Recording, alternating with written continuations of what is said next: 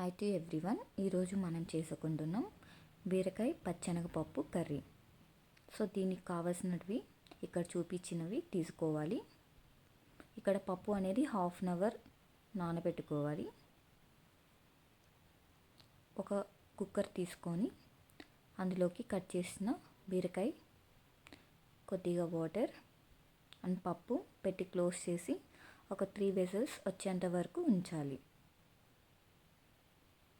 So next వచ్చి ఒక pan తీసుకొని ఆయిల్ యాడ్ చేసి ఆవాలు, జీలకర్ర చిటపట అనేంత వరకు బాగా వేయించుకోవాలి.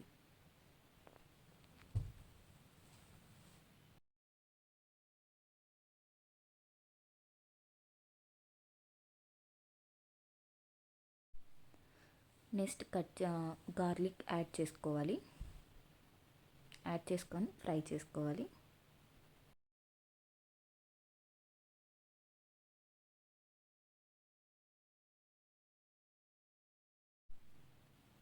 నెక్స్ట్ కట్ చేసిన ఆనియన్స్ యాడ్ చేసుకొని బాగా ఫ్రై చేసుకోవాలి.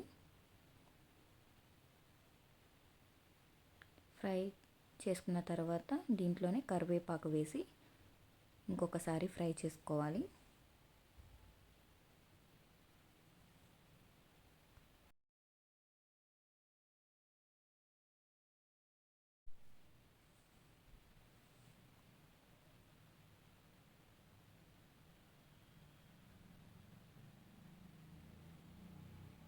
తర్వాత పచ్చిమిరపకాయలు వేసుకోవాలి. సో ఇక్కడ మీ కారం తగ్గట్టు పచ్చిమిరపకాయలు అనేటివి తీసుకొని వేయించుకోవాలి.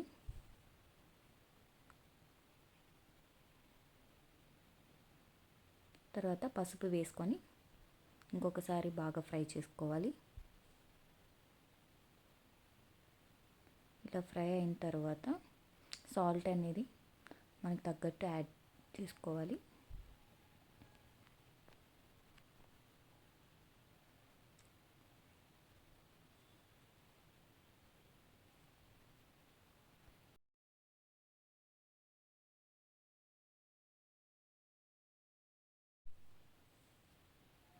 తర్వాత టమోటాస్ అనేవి యాడ్ చేసుకోవాలి. కట్ చేసినవి బాగా ఫ్రై అయిన తర్వాత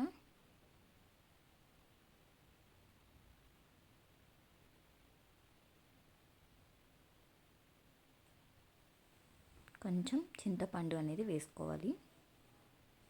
వేసుకొని బాగా ఫ్రై చేయాలి.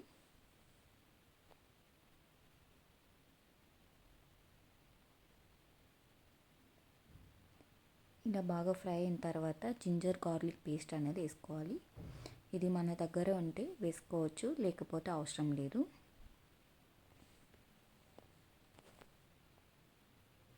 ఇలాగా బాగా ఫ్రై చేసుకోవాలి. టమోటోస్ అనేటివి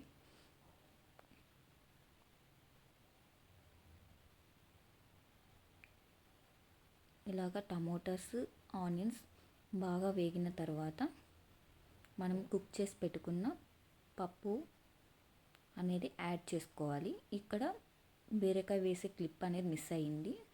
సో మీరు 10 to 15 మినిట్స్ ఈ పప్పు బాగా కుక్ అయిన తర్వాత బీరకాయ అనేది యాడ్ చేసుకొని